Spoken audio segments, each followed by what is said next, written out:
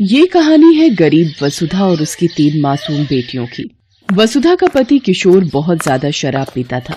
वो सारा दिन शराब के नशे में ही रहता था और कुछ काम करके पैसे कमाने का ख्याल तो कभी उसके मन में आता ही नहीं था। दूसरी तरफ वसुधा चाहकर भी खुद घर से बाहर काम के लिए नहीं जा सकती थी, क्योंकि अपनी बच्चियों को वो किसी के भरोसे नहीं छोड़ सकती थी। लेकिन बच्चियों का पेट भरने के लिए उसे कुछ तो करना ही था। इसके लिए वसुधा ने अपने घर के बाहर ही एक मूंगफली का ठेला लगाना शुरू कर दिया। मूंगफली, गर्मा गर्म मूंगफली ले लो, करारी मूंगफली। चल जल्दी से मूंगफली लेकर आ, आज मेरे दोस्त ने विलायती दी है, वो भी आने वाला है, दोनों साथ बैठकर पियेंगे हम। जा। कुछ तो शर्म करो, घर में 3 बच्चियां हैं और तुम शराब पियोगे उनके सामने। और एक बात सुन लो साफ साफ, ये मूंगफलियां बेचने के लिए है, ना कि शराब के साथ तुम्हारे चखने के लिए। अच्छा, तो मुझसे जुबान लड़ाती है तू? हैं? रुक, अभी बिकवाता हूँ तेरी मूंगफलियां, रुक। किशोर वसुधा का मूंगफली का ठेला पलट देता है, जिससे सारी मूंगफलियां जमीन पर गिर जाती हैं और ज्यादातर पास की नालियों में गिर जाती हैं। अब वो बेचने लायक बिल्कुल भी नहीं थी। ले, अब बेच। और सुन मेरी बात, तू और तेरी वो मनहूस बेटियां सबके सब निकलो मेरे घर से। तुम लोगों की कोई जरूरत नहीं है मेरे घर में। एक बेटा मांगा था, वो तो तू दे नहीं पाई। इन 3 मनहूसों को मर दिया मेरे सिर पर। सिर पर मर दिया? जरा ये बताओ, कौन सी जिम्मेदारी पूरी की है तुमने आज तक इनके पिता होने की? सारा दिन सिवाय शराब पीने के करते क्या हो तुम? मेरी बच्चियां भूखी प्यासी मेरी मदद करती हैं और तुम्हें तो हमारी मेहनत की भी कदर नहीं है। तुम भी अच्छे से सुन लो मेरी बात, तुम्हें जो करना है कर लो। मैं और मेरी बच्चियां इस घर को छोड़कर कहीं नहीं जाएंगी, क्योंकि इस घर को हम अपनी मेहनत से चलाते हैं, तुम नहीं। तेरी इतनी हिम्मत है, मुझसे जबान लड़ाएगी तू? आज तुझे जिंदा नहीं छोड़ूंगा मैं। किशोर वसुधा के बाल पकड़कर उसे घर के अंदर ले जाता है और फिर उसे बुरी तरह पीटने लगता है। तीनों बच्चियां ये सब देखकर सहम गई थी। सबसे बड़ी बेटी छाया ने किसी तरह हिम्मत करके अपने पिता को रोकने की कोशिश की। नहीं बाबा, मत मारो माँ को, ऐसा मत करो, छोड़ दो उन्हें। किशोर गुस्से में छाया को भी धक्का दे देता है, जिस वजह से छाया को सिर पर गहरी चोट लग जाती है। लेकिन फिर भी किशोर पर कोई फर्क नहीं पड़ा। उसका दोस्त बाहर आ चुका था और किशोर अपनी शराब की बोतल लेकर उसके साथ घर से बाहर जाने लगा। अरे आ गया दोस्त, चल यार बाहर ही चलकर पीते हैं। इन मनहूसों ने तो सारा मूड ही खराब कर दिया यार। अरे कहाँ जा रहे हो? छाया को कितनी चोट लगी है, मेरे साथ चलो, इसे डॉक्टर के पास लेकर जाना होगा। वसुधा की बात को अनसुना कर किशोर वहाँ से चला जाता है। छाया जमीन पर बेहोश पड़ी थी और दोनों छोटी बच्चियां विभा और दीक्षा बुरी तरह से रो रही थी। किशोर के मारने की वजह से वसुधा खुद उठकर खड़ी नहीं हो पा रही थी, लेकिन फिर भी उसने हिम्मत की और दोनों बच्चियों को प्यार से समझाकर घर में रहने को कहा। इसके बाद वो छाया को लेकर अस्पताल पहुंची, जहाँ डॉक्टर कामिनी ने छाया का इलाज किया और कुछ ही देर में छाया को होश आ गया। अब ये ठीक है, ये दवाइयाँ लिख दी हैं मैंने, बाहर मेडिकल से खरीद लो। और हाँ, इसे 1 हफ्ते तक हर रोज पट्टी बदलवाने के लिए लाना होगा। वसुधा डॉक्टर से दवाई की पर्ची लेकर उसे देखने लगती है। पर्ची देखते हुए उसकी आंखों से आंसू बह रहे थे। ये देखकर डॉक्टर कामिनी ने वसुधा से पूछा, क्या हुआ, तुम रो क्यों रही हो, कोई परेशानी है क्या? मैडम जी, मैं बहुत गरीब हूँ, 3 छोटी बच्चियां हैं मेरी, और मेरा पति सारा दिन शराब पी के पड़ा रहता है। मेरी बच्ची की इस हालत का जिम्मेदार भी वही है। मेरे पास बिल्कुल पैसे नहीं है, समझ नहीं आ रहा कि अपनी बच्ची के लिए ये दवाइयाँ कैसे खरीदूंगी। ये कहकर वसुधा जोर जोर से रोने लगती है। डॉक्टर कामिनी को वसुधा पर दया आ जाती है। वो अपने पास से वसुधा को सारी दवाइयाँ दे देती हैं, वो भी मुफ्त में। मैडम जी, आप नहीं जानती आपने मेरी कितनी बड़ी मदद की है, मैं आपका ये एहसान कैसे चुकाऊंगी। इतना मत सोचो। अच्छा ये बताओ, तुम्हारे घर का खर्चा कैसे चलता है? अपनी बच्चियों को स्कूल भेजती हो कि नहीं? कहाँ से मैडम जी, पेट भर खिला भी नहीं पाती तो स्कूल कहाँ से भेजूंगी? आपको बताया तो था, मेरा पति कोई काम नहीं करता, उल्टा मेरी कमाई भी शराब पर उड़ा देता है। अच्छा, और तुम क्या काम करती हो वैसे? मूंगफली का ठेला लगाती हूँ, लेकिन आज तो वो भी उस करम जले ने सड़क पर पलट दिया। कल बेचने के लिए कुछ भी नहीं है मेरे पास, पता नहीं क्या होगा। तुम चाहो तो यहाँ काम कर सकती हो, मुझे मेरे अस्पताल में सफाई के काम के लिए किसी की जरूरत है। क्या आप सच कह रही हैं मैडम जी? ये तो बहुत ही अच्छा हो जाएगा। हाँ, लेकिन सबसे अच्छा तब होगा जब तुम अपनी बच्चियों को पढ़ने के लिए स्कूल भेजोगी। देखो, तुम्हारे जो हालात हैं वो तुम्हारी बेटियों को ना देखने पड़े, इसके लिए तुम्हें उन्हें पढ़ाना होगा। सिर्फ पढ़ लिख कर ही वो अपना भविष्य संवार सकती हैं। मैं इसमें भी तुम्हारी मदद कर सकती हूँ। यहाँ पास में एक सरकारी स्कूल है, एक बार छाया ठीक हो जाए फिर मैं तुम्हारी तीनों बच्चियों का एडमिशन वहाँ करवा दूंगी, और स्कूल की फीस की चिंता तुम मत करना, वो सब मैं देख लूंगी। डॉक्टर कामिनी जैसे उसके लिए भगवान बनकर आई थी। अगले ही दिन से वसुधा कामिनी के अस्पताल में साफ सफाई का काम करने लगी, जिसके लिए अब उसे अच्छी तनख्वाह मिलने लगी थी। जल्दी वसुधा की तीनों बच्चियां स्कूल भी जाने लगी, लेकिन ये सब वसुधा के पति किशोर को पसंद नहीं आ रहा था। ये लड़कियां कहाँ जा रही हैं? कहाँ भेज रही है तू इन्हें? स्कूल जा रही हैं। अच्छा, इन्हें स्कूल भेजने के लिए तेरे पास पैसे हैं, और कल जब मैंने मांगे तो एक ढीला नहीं निकला तेरे पास से। तुम्हें देने के लिए मेरे पास एक फूटी कौड़ी भी नहीं है, समझे? देखो, वो तो डॉक्टर मैडम की मेहरबानी है जो मेरी बच्चियां पढ़ लिख पा रही हैं, वरना जैसे मेरे भाग फूटे तुम्हारे साथ बंध के वैसे इनके भी फूटते। तुझे क्या लगता है पढ़ लिख के क्या कलेक्टर बन जाएंगे? हैं? चुपचाप इन्हें घर में बैठा और घर के काम काज सिखा इन्हें। नहीं, मेरी जिंदगी तो नरक बन ही गई है, अपनी बच्चियों के साथ ऐसा नहीं होने दूंगी मैं। अच्छा, लगता है उस दिन की मार भूल गई है तू, है? नहीं, मैं कुछ नहीं भूली, और अब से तुम एक बात मत भूलना, अगर मुझे या मेरी बच्चियों को हाथ भी लगाए ना तो सीधे पुलिस के पास जाऊंगी मैं। अब तक बहुत बर्दाश्त कर लिया है तुम्हें, अब और नहीं करूंगी। तो क्या कर रही है मेरे घर में? निकल यहाँ से बाहर। ठीक है, अब यही सही। किशोर को लगा था कि हर बार की तरह इस बार भी वसुधा उसकी बात का उल्टा जवाब देगी, लेकिन इस बार ऐसा नहीं हुआ। असल में अब वसुधा भी किशोर से छुटकारा चाहती थी, क्योंकि उसे डॉक्टर कामिनी के रूप में एक उम्मीद जो मिल गई थी। मैडम जी, मैंने छोड़ दिया उसे, हर बार धमकी देता था कि घर से निकाल देगा, आज खुद ही छोड़ दिया, उसका घर भी और उसे भी। अब वो जाने और उसका काम जाने, मेरा और मेरी बच्चियों का उस आदमी से कोई रिश्ता नहीं है। लेकिन वसुधा, अब तुम रहोगी कहाँ, और तुम्हारी बच्चियां, उन्हें कैसे संभालोगी? अब तक भी तो अकेले ही सब कुछ संभाल रही थी मैडम जी। मैंने यहाँ अस्पताल के पास में ही एक कमरा किराए पर ले लिया है, मेरा आना जाना भी आसान होगा और बच्चियों की भी चिंता नहीं रहेगी। वसुधा की बात सुनकर डॉक्टर कामिनी मुस्कुराने लगती हैं और फिर दीवार पर लगी अपनी माँ की तस्वीर को देखने लगती हैं। तस्वीर देखते हुए उनकी आंखें नम हो जाती हैं। मैडम जी, क्या हुआ? आंख में कुछ चला गया क्या? नहीं, आज इतने सालों बाद अपनी माँ को देख लिया। लेकिन मैडम जी, आप तो उन्हें इस तस्वीर में हर रोज देखती हैं, मैंने देखा है, हर रोज आप उनकी तस्वीर के सामने हाथ जोड़ती हैं, उसके बाद ही आपका दिन शुरू होता है। नहीं, तस्वीर में नहीं, आज तुम में देख लिया मैंने उन्हें। वसुधा, आज जो तुमने अपनी बच्चियों के लिए किया है, कई साल पहले ठीक वैसा ही मेरी माँ ने मेरे लिए किया था। मैं जानती हूँ ये फैसला तुम्हारे लिए कितना मुश्किल रहा होगा। हाँ मैडम जी, मुश्किल तो था, लेकिन सच कहूँ तो आपसे ही हिम्मत मिली है मुझे। वैसे मैडम जी, आप तो इतनी बड़ी डॉक्टर हैं, तो ये सब जो आप बता रही हैं वो कैसे? मतलब तुम्हारी और मेरी माँ की कहानी बिल्कुल एक जैसी है वसुधा। आज मैं और मेरी दोनों छोटी बहनें जो कुछ भी हैं, मेरी माँ की वजह से ही हैं। ये देखो, ये मेरी छोटी बहन शालिनी है, आज ये कंप्यूटर इंजीनियर है, और ये सबसे छोटी बहन मालिनी, ये एक प्रोफेसर है। हम भी बहुत गरीब थे, हमारे पिता भी हमारे लिए सिर्फ मुश्किलें ही लेकर घर आते थे, लेकिन मेरी माँ ने अपनी मेहनत से हर मुश्किल को छोटा कर दिया और हमें आज इतना बड़ा बना दिया। मुझसे वादा करो वसुधा, तुम भी कभी अपने कदम पीछे नहीं हटाओगी, कभी अपनी बच्चियों का साथ नहीं छोड़ोगी, जैसे मेरी माँ ने हमारा नहीं छोड़ा। वसुधा ने डॉक्टर कामिनी की तरफ हाथ बढ़ाया और सिर हिलाकर हाँ कहा। उस वक्त भले ही उसकी आंखों में आंसू थे, लेकिन उसके इरादे अब पहले से भी ज्यादा मजबूत हो चुके थे।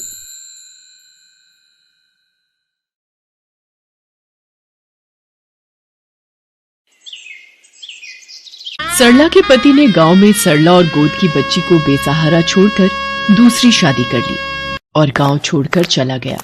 सरला का गांव में भी कोई नहीं था, पर शहर में उसकी मौसी रहती थी, इसलिए सरला उनके पास शहर आ गई।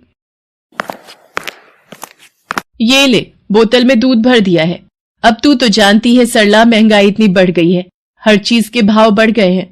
अब दूध ही ले लो, 60 रुपए किलो हो गया है। मुझे गलत मत समझना, मैं इस बोतल के दूध के लिए नहीं बोल रही हूँ, पर वैसे भी पति छोड़कर दूसरी के साथ भाग जाए तो औरत की जिंदगी नरक बन जाती है।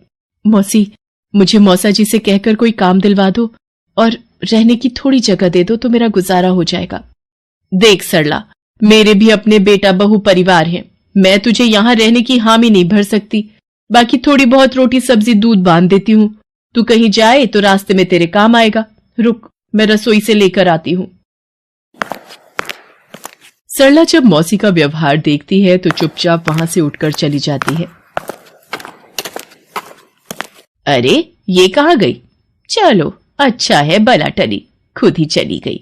अब मैं कहाँ जाऊं, क्या करूं? या तो वापस गांव चली जाती हूँ, पर टिकट के पैसे भी तो नहीं है। मुझे कोई काम ढूंढना होगा। भैया, कोई काम मिलेगा, कुछ भी? अरे नहीं है कोई काम वाम, चल जा यहाँ से। यहाँ तो कोई भी काम नहीं दे रहा। हे प्रभु, मुझ गरीब की सहायता करो। हाँ लाखन, जल्दी जल्दी आलू छील, 300 समोसों का ऑर्डर पूरा करना है। बिशन भी बीमार है और छुट्टी पर है। तुझे मेरे साथ लगना होगा ताकि जल्दी जल्दी काम पूरा हो जाए। भैया जी, कोई काम मिलेगा? मुझे काम की बहुत जरूरत है। कुछ भी काम मिल जाए आपकी दुकान पर। कोई काम नहीं है, जाओ यहां से। अच्छा रुको रुको, समोसे बनाने आते हैं? हाँ भैया जी, हमारे गांव में सब लोग तीज त्योहार पर घर पर ही सारे पकवान बनाते हैं।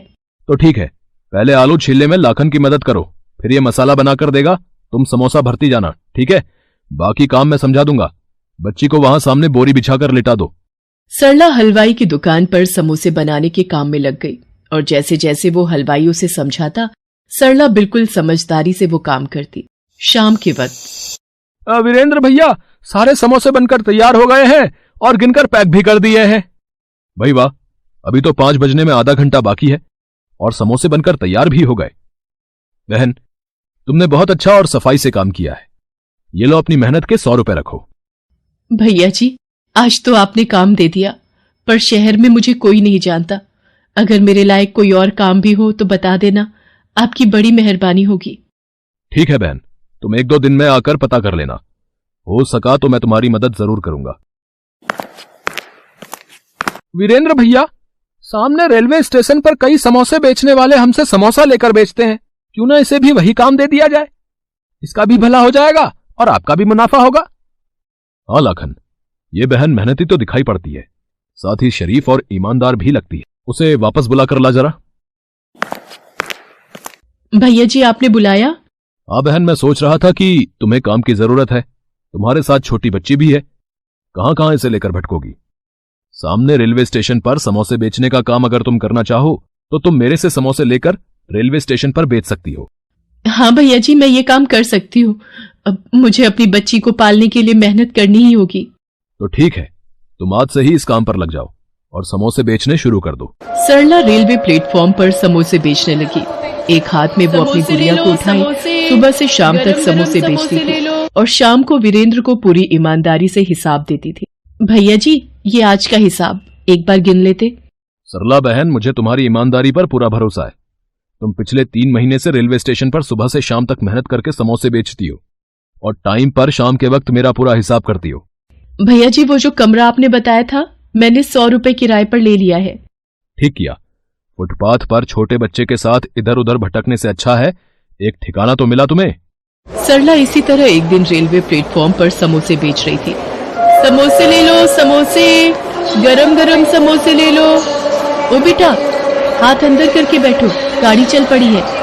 ओ चोरनी, मेरे बच्चे को उठाकर भाग रही थी। बच्चा चोर! मैं बाथरूम क्या गई, ये औरत मेरे बच्चे को अकेला देखकर चुराने लगी। नहीं नहीं बहन, वो तो गाड़ी चलने लगी थी तो बच्चे को मैं हाथ अंदर करने के लिए बोल रही थी। क्या हुआ सुधा, ये शोर कैसा? मैं नीचे से पानी की बोतल लेने गया था। अजी, ये चोरनी हमारे बच्चे को बहलाकर अपने साथ ले जा रही थी। सरला? गुड़िया के बापू। अरे छोड़ो ना सुधा, ट्रेन चलने वाली है। चलो गुस्सा मत करो, जाने दो, बैठ जाओ। चोरनी कहीं की। अपने पति को किसी और औरत के साथ देखकर सरला की आंखें भीग गई, पर वो खून का घूंट पीकर गाड़ी से नीचे उतर गई। गाड़ी ने रफ्तार पकड़ी और सरला मीलों दूर तक गाड़ी को जाते देखती रही और वापस दुकान पर आ गई। लाखन, ये कौन है जो वीरेंद्र भैया को हिसाब के पैसे दे रही है? अरे ये सरला है। तू जब छुट्टी पर था तो तेरे पीछे वीरेंद्र भैया ने इसे काम दिया है। बेचारी गरीब सारा दिन प्लेटफॉर्म पर समोसे बेचती है। अच्छा, तो ये बात है। चलो बढ़िया है। बिशन, वो तुझे मैंने शादी वाले घर का पता लिखवाया था, ये मिठाई के डिब्बे वहां भिजवाने हैं। अच्छा सरला बहन, जिनके आज यहां शादी का कीर्तन है, वो लोग मुझे अच्छे से जानते हैं। उन्हें शादी के छोटे मोटे काम के लिए एक औरत चाहिए। तुम चाहो तो चली जाओ, तुम्हारे पैसे बन जाएंगे। बिशन जा रहा है, वो तुम्हें वहीं छोड़ देगा। ठीक है भैया जी, मैं चली जाती हूँ। सरला बिशन के साथ शादी वाले घर में चली जाती है। जी, ये वीरेंद्र भैया ने मिठाई के डिब्बे भिजवाए हैं और ये सरला है। आपको घर के कामों के लिए एक औरत की जरूरत थी तो वीरेंद्र भैया ने इसे भेजा है। अच्छा, मिठाई के डिब्बे ही अंदर रख दो और सरला तुम रसोई में चली जाओ, वहां नाश्ते की प्लेटें रखी हैं, मेहमानों के आगे लगानी है। बिशन मिठाई के डिब्बे मेज पर रखते हुए वहां पर एक घड़ी देख लेता है और चोरी की नीयत बना लेता है। ये घड़ी तो बहुत सुंदर है, किसी को क्या पता चलेगा, चुपचाप जेब में डाल लेता हूं। अच्छा मालकिन जी, मैंने मिठाई के डिब्बे अंदर रख दिए हैं, सरला अपने आप घर चली जाएगी, मैं चलता हूं। थोड़ी देर बाद, मम्मी मेरी महंगी वाली ब्रांडेड वॉच नहीं मिल रही, मैंने यही मेज पर रखी थी कि तैयार होकर पहनूंगा। तुम्हारी घड़ी ऐसे कहां जा सकती है, हम सब तो घर के ही हैं, अभी मेहमान भी नहीं आए हैं, देखो इधर उधर ही कहीं रखी होगी, मिल जाएगी। मम्मी मैंने पूरे घर में देख लिया, कहीं भी नहीं है घड़ी। ये औरत आज ही काम पर आई है, कहीं इसी ने तो नहीं चुरा ली। इधर आ, सच सच बोल, घड़ी तू नहीं चुराई है ना? नहीं, मैंने कोई घड़ी नहीं चुराई, मैं चोर नहीं हूं। मेरी गुड़िया के सिर पर हाथ रखकर मैं कसम खाती हूँ, मैंने चोरी नहीं की। अरे तुम लोग झूठ बोलने के लिए अपने बच्चों की भी झूठी कसम खा लेते हो। बेटा पुलिस को बुला, तभी ये सच बोलेगी। सरला रोने लगती है तभी। रुक जाइए, असली मुजरिम सरला बहन नहीं, ये बिशन है, इसी ने आपके घर से घड़ी चुराई है, इसलिए मैं इसे खुद पकड़ कर लाया हूं। आपके घर मिठाई के डिब्बे रखकर जब ये दुकान पहुंचा। बिशन, तेरे हाथ में इतनी महंगी घड़ी कैसे आई? जब तू मिठाई के डिब्बे देना गया था तब तो तेरे हाथ में घड़ी नहीं थी। अरे तू क्यों इतनी जासूसी कर रहा है, अपने काम से काम रख।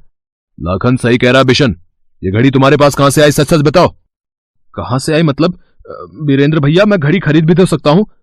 लाखन, इतनी महंगी घड़ी तुम इतनी आसानी से नहीं खरीद सकते, ये घड़ी कम से कम 50,000 रुपए की है। सीधी तरह बता दो कि तुमने ये घड़ी कहां से चुराई है, वरना मैं पुलिस को बुला लूंगा। और फिर बिशन ने सच बोल दिया और मैं इसे यहां ले आया। सरला बहन चोर नहीं है, मैं सरला बहन को पिछले कई महीनों से जानता हूं। माफ करना बेटी, मेरे से गलती हो गई, मैंने बिना सोचे समझे तुम्हारे ऊपर चोरी का इल्जाम लगा दिया। कोई बात नहीं मालकिन, आपकी घड़ी मिल गई, मुझे ये सुकून है। वीरेंद्र भैया, आज आपने मेरे ऊपर चोरी का इल्जाम लगने से मुझे बचा लिया, अगर आप ना होते तो। वीरेंद्र जी, अगर ये वाकई में मेहनती है तो क्यों ना ये हमारे घर पर ही काम पर लग जाए, मैं इसे अच्छी पगार दूंगी। ये तो सरला बहन के लिए बहुत ही खुशी की बात है। सरला बहन, तुम यहां काम करके अपनी गुड़िया की देखभाल और अच्छे से कर पाओगी। वीरेंद्र बिशन को पुलिस के हवाले कर देता है और सरला उसी घर में काम पर लग जाती है और अपनी बच्ची की देखभाल करते हुए दिन गुजारने लगती है।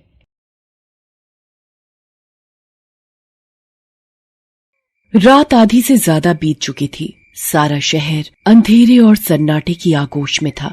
शहर का अनाथालय अंधेरे में डूबा हुआ था। वहां का चौकीदार भी नींद में ऊँघ रहा था। अनाथालय में एक साया धीरे धीरे बाहर के गेट की ओर बढ़ रहा था। गेट पर पहुंचकर वो साया गेट पर चढ़ गया और दूसरी तरफ कूद पड़ा। उसके कूदने की आवाज से चौकीदार हड़बड़ाकर उठा और चिल्लाया, कौन है, कौन है? उस साये ने कोई जवाब नहीं दिया और सड़क की तरफ दौड़ लगा दी। चौकीदार समझ गया कि अनाथालय का कोई लड़का भागने की कोशिश कर रहा है। वो जोर जोर से सीटी बजाने लगा। सीटी की आवाज से अनाथालय के दूसरे लोग भी जाग गए, मगर तब तक वो लड़का काफी दूर निकल चुका था। उस भागने वाले लड़के का नाम सचिन था। उसकी उम्र 12 साल थी। भागते भागते वो रेलवे स्टेशन पहुंच गया। वहां दिल्ली जाने वाली ट्रेन रुकी हुई थी। लड़का उसी ट्रेन में चढ़ गया। ट्रेन में सब लोग सोए हुए थे, केवल एक अधेड़ उम्र का आदमी जगा हुआ था। क्यों बे छोकरे, घर से भागा है क्या? नहीं, घर से नहीं, अनाथालय से भागा हूँ। क्यों, ऐसी क्या बात हो गई जो इतनी रात को भाग आया है, हैं? क्योंकि वो अनाथालय नहीं, कसाई खाना था। वहाँ दिन भर हमसे जानवरों की तरह काम करवाया जाता था। छोटी छोटी गलतियों पर बेंच से पीटा जाता था। कभी कभी तो दिन भर हमें खाना भी नहीं दिया जाता था और मार पड़ती थी सो अलग। ओह, तो अब क्या सोचा है, कहाँ जाएगा, क्या करेगा? जहाँ रास्ते ले जाएं। इस तरह सचिन और वो आदमी बातें करते रहे और ट्रेन अपनी मंजिल की ओर बढ़ती गई। सुबह ट्रेन दिल्ली पहुंच गई। चल भाई, अपना स्टेशन तो आ गया, हम चलते हैं, तू अपना ख्याल रखना। इतना कहकर वो आदमी वहाँ से चला गया, मगर सचिन स्टेशन पर ही रुक गया। दिल्ली तो पहुंच गया, अब यहाँ क्या करूं? तभी उसकी नजर कुछ और लड़कों पर पड़ी। उनकी उम्र भी सचिन जितनी ही थी। वो सब स्टेशन पर बिखरी प्लास्टिक की बोतलों को जमा कर रहे थे। मैं भी इन बोतलों को जमा करके बेचूंगा। उस दिन से सचिन स्टेशन पर ही रहने लगा। वो दिन भर खाली बोतलें जमा करता और शाम को उन्हें बेचकर वहीं स्टेशन पर ही सो जाता। एक रात स्टेशन लगभग खाली था। वहाँ इक्का दुक्का लोग ही थे। सचिन भी सोने की तैयारी कर रहा था। तभी उसे किसी बच्चे के रोने की आवाज सुनाई दी। सचिन उठा और इधर उधर देखने लगा। कुछ दूरी पर उसे एक 5 साल की लड़की बेंच पर बैठी रोती नजर आई। सचिन उठकर उसके पास गया। कौन हो तुम और तुम्हारे माँ बाप कहाँ हैं? बच्ची कुछ न बोली, सिर्फ रोती रही। रात भर सचिन ने उस बच्ची के माँ बाप को ढूंढा। उसने स्टेशन पर एक एक आदमी से पूछा, मगर उसके हाथ कुछ न लगा। यहाँ तक कि सुबह होने को आई। अंत में सचिन उस स्टेशन मास्टर के पास गया और उन्हें सारी बात बताई। अरे ऐसे बच्चे यहाँ कई बार मिले हैं। इन्हीं के माँ बाप इन्हें यहाँ छोड़ जाते हैं। कमबख्त बच्चे तो पैदा कर लेते हैं मगर पाल नहीं सकते, तो यहाँ छोड़कर चले जाते हैं और हमारी मुसीबत बढ़ाते हैं। मैं पुलिस को फोन कर देता हूँ, वही आकर इस बच्ची को अनाथालय में भर्ती करवा देगी। अनाथालय का नाम सुनते ही सचिन भीतर तक कांप गया। उसे अपने अनाथालय के दिन याद आ गए। अगर मैंने इस बच्ची को यहाँ छोड़ा तो ये लोग इसे अनाथालय में छोड़ आएंगे और वहाँ न जाने इस मासूम के साथ कैसा सलूक होगा। नहीं, मैं इस बच्ची को यहाँ नहीं छोड़ूंगा। इतना सोचकर सचिन उस बच्ची को लेकर चुपके से वहाँ से निकल गया। सुबह के 10 बज गए थे। सचिन चला जा रहा था। तभी बच्ची ने कहा, भूख लगी है। सचिन ने अपनी जेब टटोली। कुल 20 ही रुपए थे। बच्ची को लिए वो एक कुलचे वाले के पास गया और उस बच्ची को 1 प्लेट कुलचा दिलवाया। बच्ची कुलचा खाते हुए सचिन से बोली, भैया तुम भी खाओ, तुमको भी भूख लगी होगी ना, लो मैं तुमको खिलाती हूँ। इतना कहकर बच्ची सचिन को खिलाने लगी। सचिन की आंखों में आंसू आ गए। इतने प्यार और अपनेपन से आज पहली बार किसी ने उसे बुलाया था। बच्ची के मुंह से अपने लिए भैया शब्द सुनकर उसके दिल को बहुत सुकून मिला था। अब चाहे जो हो जाए, आज से ये मेरी बहन है। इसकी खुशी के लिए मैं हर काम करूंगा। खुद को मेहनत की भट्टी में झोंक दूंगा, मगर अपनी बहन को कोई दुख नहीं आने दूंगा। खाने के बाद सचिन अपने और अपनी बहन के सर छुपाने की जगह ढूंढने लगा। जल्दी ही उसे एक झुग्गी मिल गई। मकान मालिक दयालु था। उसने अगले महीने पैसे लेने की बात मान ली। सचिन अपनी बहन के साथ वहाँ रहने लगा। रहने का इंतजाम तो हो गया, अब मुझे कोई काम ढूंढना होगा ताकि मैं अपनी बहन का दाखिला किसी अच्छे से स्कूल में करा पाऊँ। अपनी बहन को मैं खूब पढ़ाऊंगा। इतना सोचकर काम की तलाश में निकल पड़ा। महज 12 साल का होने के कारण उसे कोई काम नहीं दे रहा था। दिन भर भटकने के बाद वो एक छोटे से होटल में गया। उस होटल का मालिक एक बूढ़ा आदमी था। उसका नाम टेकचंद था। टेकचंद के भी आगे पीछे कोई नहीं था। सचिन टेकचंद के पास गया और उससे काम मांगा। अरे तू इतनी सी उम्र में काम क्यों करना चाहता है? मैं अपनी बहन को पढ़ाना चाहता हूँ। क्यों, तू खुद नहीं पढ़ना चाहता? चाहता तो हूँ, मगर पढ़ाई लिखाई इस भेजे में घुसती नहीं है। कोई काम दे दो ना सेठ। सेठ को सचिन ईमानदार लगा। उसने उसे काम पर रख लिया। अब सचिन दिन भर काम करता और उसकी बहन सेठ के साथ खेलती थी। इस तरह महीना भर गुजर गया। जिस दिन सचिन को पहली पगार मिली वो बहुत खुश हुआ। सेठ जी, मुझे कल की छुट्टी चाहिए। मुझे अपनी बहन का एडमिशन करवाने जाना है। उसे छुट्टी मिल गई। अगले दिन सचिन अपनी बहन के साथ होटल आया। अरे इसे तो स्कूल में होना चाहिए, इसे यहाँ क्यों लाया है? इसका दाखिला नहीं हुआ सेठ जी। क्यों? हमारे माँ बाप नहीं है ना, बिना माँ या पिता के साइन के इसका दाखिला नहीं हुआ। अरे एक साइन नहीं हुआ तो क्या इसकी पढ़ाई रुक जाएगी? चल मैं चलता हूँ स्कूल, मैं बनूंगा तुम्हारा गार्जियन। देखते हैं दाखिला कैसे नहीं मिलता। फिर सेठ टेकचंद ने उनका गार्जियन बनकर सचिन की बहन का दाखिला करवाया। फॉर्म में सचिन ने अपनी बहन का नाम स्वाति लिखवाया। ये नाम सचिन ने ही उसे दिया था। वक्त का पहिया घूमता रहा। सचिन और स्वाति धीरे धीरे बड़े होने लगे। स्वाति पढ़ाई में काफी होशियार थी। एक एक कर सफलता की सीढ़ी चढ़ते हुए उसने 12वीं में पूरे जिले में टॉप किया। फिर अपनी काबिलियत के दम पर स्वाति का दाखिला शहर के मेडिकल कॉलेज में हो गया। सचिन की तो खुशी का ठिकाना ही नहीं रहा। सचिन सबसे कहता था, मैं तो कुछ न बन पाया, मगर अब मेरी ये बहन डॉक्टर जरूर बनेगी। उधर टेकचंद की तबीयत खराब रहने लगी थी। वो अब होटल कम ही आता था। उसने अब सचिन को होटल का मैनेजर बना दिया था। उसे सचिन पर अपने बेटे की तरह भरोसा था। एक दिन, सचिन बेटा, मेरे आगे पीछे कोई नहीं है। मुझे हमेशा ये डर लगा रहता था कि मेरे मरने के बाद इस शरीर को आग कौन देगा। भगवान ने तुझे भेजकर वो कमी पूरी कर दी है बेटा। मेरा बेटा है तू। आज से मैं ये होटल और घर तेरे नाम करता हूँ। आज से इनका मालिक तू है बेटा। बस एक वादा करना, मैं जिधर भी मरूं मेरी चिता को तू ही आग लगाना। सचिन की आंख भर आई और गला भर आ गया। वो कुछ बोल नहीं सका। तकदीर भी कितनी अजीब होती है। जब नहीं था तो कोई नहीं था, अब मिले तो बहन और पिता दोनों मिल गए। इस घटना के कुछ दिनों के बाद टेकचंद का देहांत हो गया। टेकचंद का अंतिम संस्कार करने के बाद सचिन ने होटल का धंधा संभाला। उसने देखा कि छोटा होटल होने के कारण यहाँ ज्यादा लोग नहीं आते, इसलिए उसने बैंक से लोन लेकर पहले होटल को सजाया संवारा। उसने होटल की काया ही पलट दी। अब वो कोई छोटा मोटा होटल नहीं रहा, बल्कि शहर का जाना माना रेस्तरां बन गया। इसके बाद तो सचिन सफलता की सीढ़ियां चढ़ता गया और फिर कुछ ही सालों में उसने टेकचंद होटल एंड रेस्टोरेंट्स के नाम से शहर और आसपास कई सारे होटल्स की चेन खड़ी कर शहर का जाना माना रईस बन गया। किसने सोचा था कि अनाथालय से भागने वाला वो 2 हाथ का छोकरा सारे शहर पर राज करेगा। उधर स्वाति की मेडिकल की पढ़ाई भी पूरी हो गई और उसने अपने पूरे बैच में टॉप किया था। उस दिन स्वाति को इनाम मिलना था। सारा हॉल लोगों से भरा हुआ था। कॉलेज के डीन ने स्वाति को सम्मानित किया। आज मुझे मिले इस इनाम की हकदार सिर्फ मैं नहीं, बल्कि मेरे भैया सचिन भी हैं। अगर उस दिन भैया मुझे स्टेशन से नहीं उठाते तो ना जाने आज मैं कहाँ होती। फिर स्वाति लोगों को अपनी सारी कहानी सुनाती है और अंत में कहती है, अगर भैया चाहते तो मुझे वहीं अनाथालय जाने के लिए छोड़ सकते थे, मगर नहीं, उन्होंने मेरा हाथ थामे रखा। सारी जिंदगी तकलीफों का सामना करते रहे, मगर मुझे किसी चीज की कमी महसूस नहीं होने दी। भगवान हर जगह नहीं जा सकते, इसलिए उन्होंने मेरे सचिन भैया जैसे फरिश्तों को बनाया जो उनकी कमी को पूरा कर सके। बस इसके आगे मुझे और कुछ नहीं कहना है। सारा हॉल तालियों की गड़गड़ाहट से गूंज उठा। लोगों की भीड़ में बैठे सचिन का सर गर्व से और ऊंचा हो गया। Best buddies. Hello friends, thanks for watching this video. अगर आपको ये वीडियो पसंद आया है तो प्लीज लाइक, सब्सक्राइब, कमेंट्स करें इस वीडियो पर और हाँ, शेयर करना भी ना भूलें। और भी मजेदार वीडियो देखने के लिए नीचे दिए गए बेल आइकॉन को दबाएं। देखते रहिए बेस्ट बडीज।